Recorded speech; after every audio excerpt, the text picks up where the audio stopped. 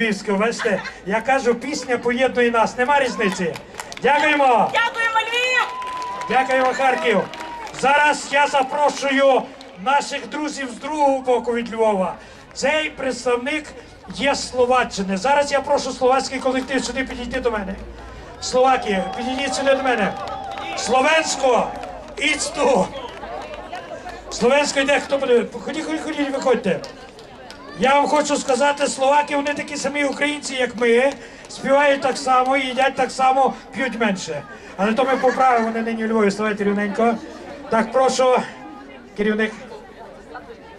Drahí priatelia, spoluobčania, Ukrajinci, som veľmi rád, že môžeme byť medzi vami, že ste nám umožnili zúčastniť sa na takomto vynikajúcom podujatí, ako je stretnutie seniorov, a to už 3. ročník.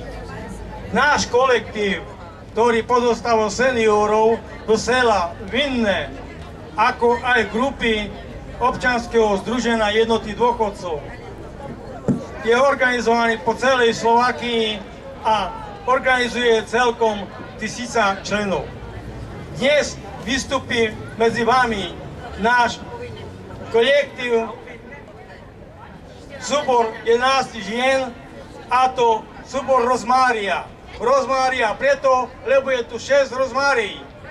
Oni majú piesne svojich dídov i materí, ospevujú krásu nášho Zemplína i krásu celej Slovákii. Ďakujem. Дякую, тут багато гостей, котрі приїхали до книжковий форум. Для тих, хто не зрозумів, я вам хочу перекласти. Цей пан сказав, що всіх запрошують до Словаччини, нагодують, напоять, переночують, будете почасти гості. Дякую. Прошу. Розмарія.